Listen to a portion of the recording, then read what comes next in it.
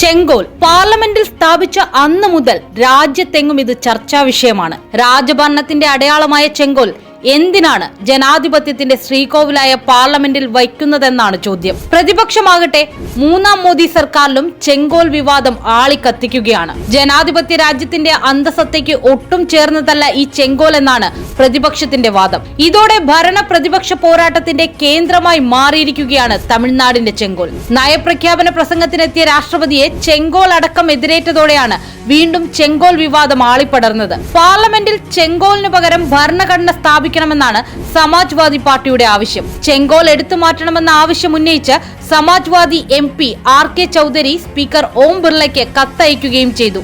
നമ്മുടെ പാർലമെന്റ് ജനാധിപത്യത്തിന്റെ ശ്രീകോവിലാണ്, അല്ലാതെ ഏതെങ്കിലും രാജാവിന്റെയോ ചക്രവർത്തി കുടുംബത്തിന്റെയോ കൊട്ടാരമല്ല.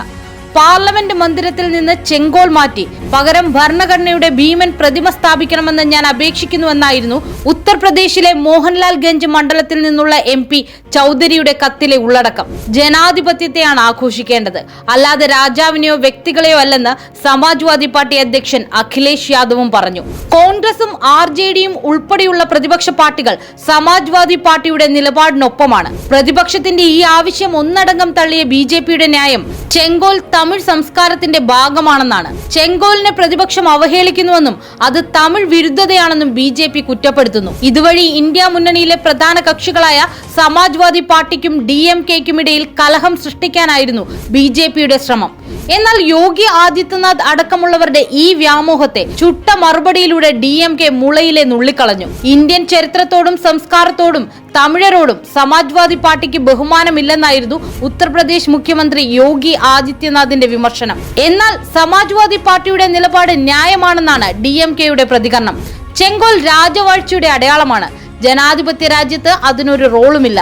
ബ്രിട്ടീഷ് ഭരണാധികാരികൾ ജവഹർലാൽ നെഹ്റുവിന് നൽകിയ സമ്മാനം എന്ന നിലയിൽ അതിന്റെ സ്ഥാനം മ്യൂസിയമാണെന്നാണ് DMK നേതാവ് TKS ഇളങ്കോവൻ പറഞ്ഞത്.